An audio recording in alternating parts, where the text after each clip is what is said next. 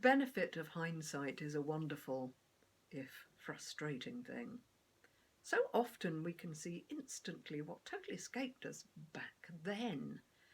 Distance helps us to pick out obstacles to our understanding, which at the time we didn't notice at all. In the early days of Jesus' adult life and ministry, hardly anyone had a clue what or who they were dealing with. Why would they? Jesus looked just like any other human being. He came from an ordinary background in some unremarkable backwater of the Eastern Roman Empire. While wandering preachers and teachers were probably not on every street corner, any number of prejudices, even the most minor, might ruin a potentially life-changing encounter, and doubtless some did. During the short season of Epiphany, the Sunday readings tell of individuals who met the emerging Jesus, some during his very earliest days. Some of these are sketchy, but unique and unlikely moments of discovery that they were. They still generated considerable excitement.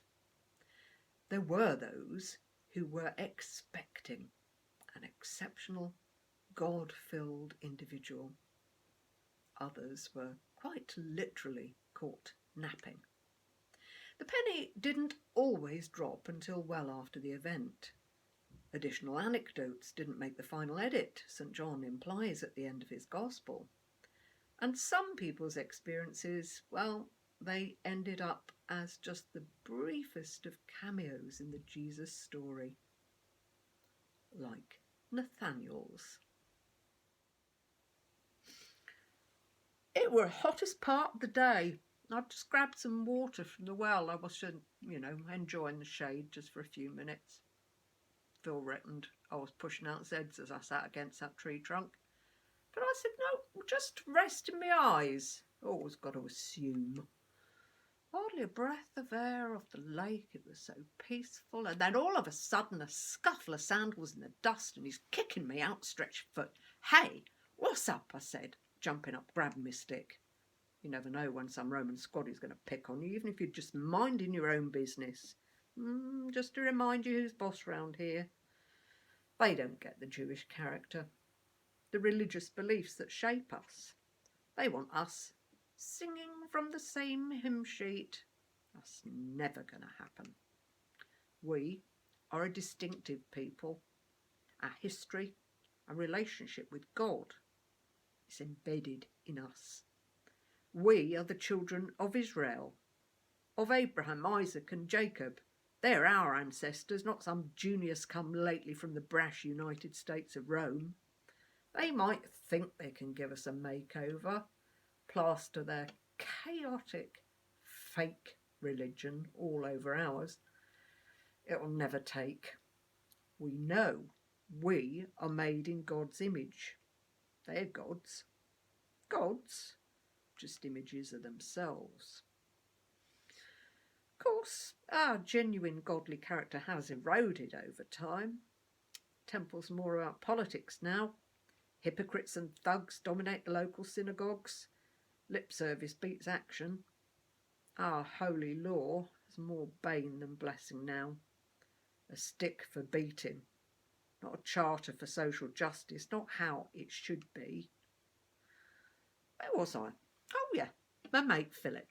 He launched in some great explanation about this bloke he'd met over by the lake. I could barely keep up. Are you really going to pack in your job just to follow someone you met just now? He's practically dragging me along the street now. There's no time for napping, Nat, he says.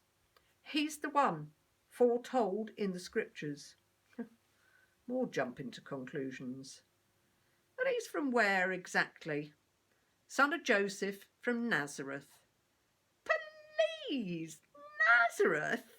Scrappy little dump with absolutely nothing to commend it, not even on the lake. Never produced anything worthwhile. Any other day, he'd just have agreed. He was from Bethsaida. Even my home village, Cana, was a cut above no hope Nazi. But there were a weird look on Phil's face. I hadn't seen him so fired up, well, probably ever. So, well, couldn't hurt to take a look, could it? Even if this bloke couldn't possibly be anything to write home about. It wasn't far. Phil hardly paused for breath, so I tried a few questions.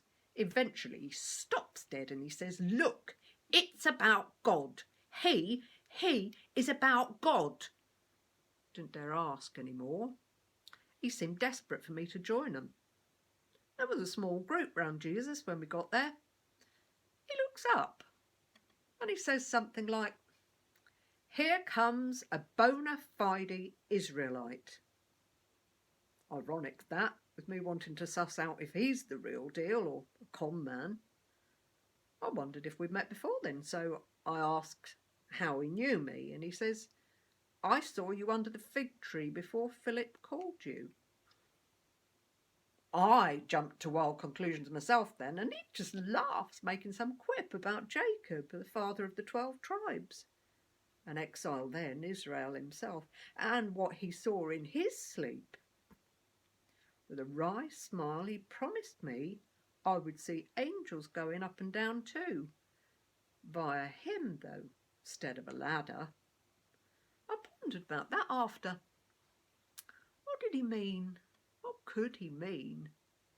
Heaven and earth connected through him.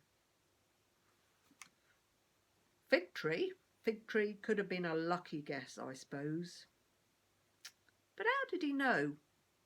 I was asleep and dreaming of Israel renewed.